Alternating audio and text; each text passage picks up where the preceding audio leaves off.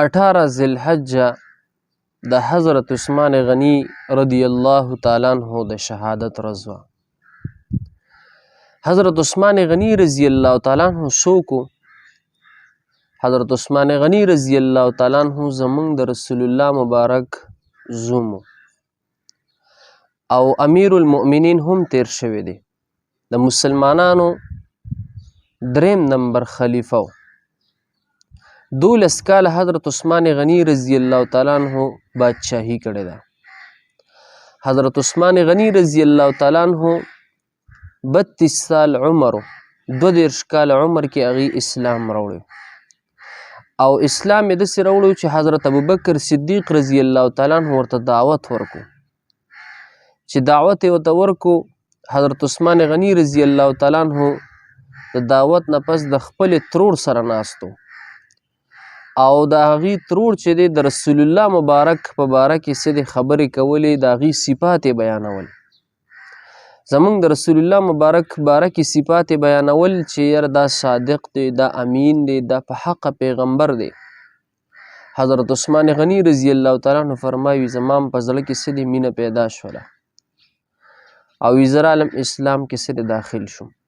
د دې تعلق چې دی د یو تجارتي خاندان سره، یعنی یو کاروباري خاندان سره د دې تعلق مالداره کورنۍ سره.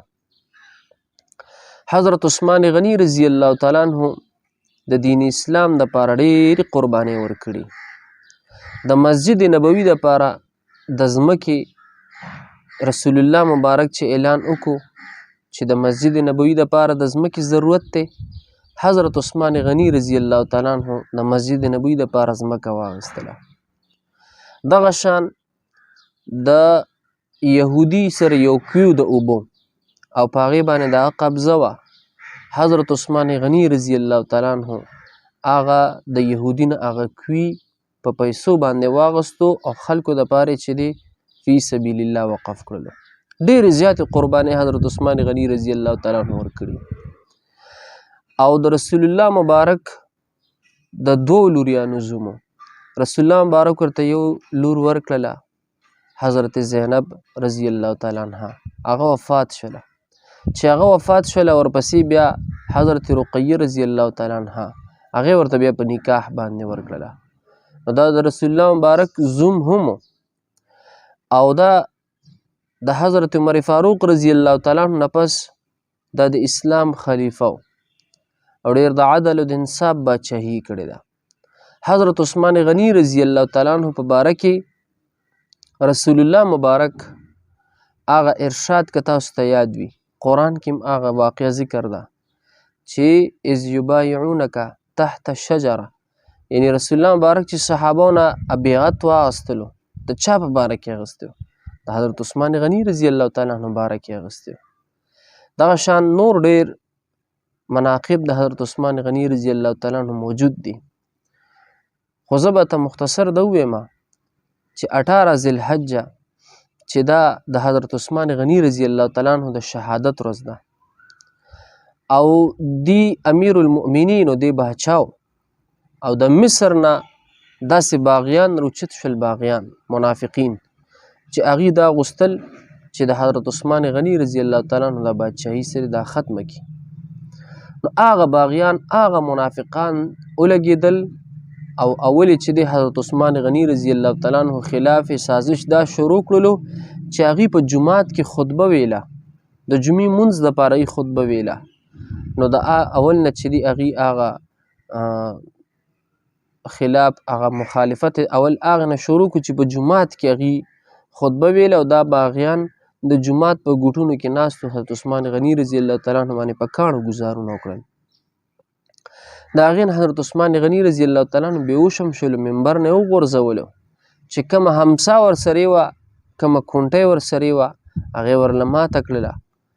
دې ظالمانو دې باغیانو چې دی حضرت عثمان غنی رضی الله تعالی عنہ ته ډېر زیات تکلیف ورکړلو. بیا دې ظالمانو دې باغیانو په کلیو کوڅو کې دا اعلانونه وکړل چې د حضرت عثمان غنی رضی الله تعالی عنہ سره به غم ښادي نه کوئ، د ده سره به اخیستل خرڅول نه کوئ، په ده باندې چې دی خوراک څښاک اوبه هر یو شی بند کړلو. څلوېښت ورځې په حضرت عثمان غني رضی الله تعالی عنه باندې خورا څښاک اوبه یو شی بند و چې چا به خورا څښاک به راوړو بیا نه پرېښودلو. حضرت عثمان غني رضی الله تعالی عنه په 40مه ورځ باندې چې کله د شهادت ورځ وه روجې ونیوله. چې روجې ونیوله او سترګې مبارکې تورې کړلې، ځان یې تیار کړلو. وی خادم یې ورته وی چې نه نه حضرت روژه م نیولې ده، سترګې م دې تورې کړلې. ویل حضرت عثمان غني رضی الله تعالی عنه چې بېګا راته شپه کې د دواړو جهانو سردار محمد رسول الله صلی الله علیه وسلم خوب کې راغلی او راته ویل چې زمونږ هم روژه ده، ته هم روژه ونیسه، ته به نن دلته مونږ له راځې. او حضرت عثمان غني رضی الله تعالی عنه د قرآن تلاوت ته کېناستلو. دې کې واقع ډېره اوږده ده، مختصرا درته زه ویم. باغیان راوړل په کور باندې، منافقین راوړل په کور باندې، حضرت عثمان غني رضی الله تعالی عنه شهید کړلو.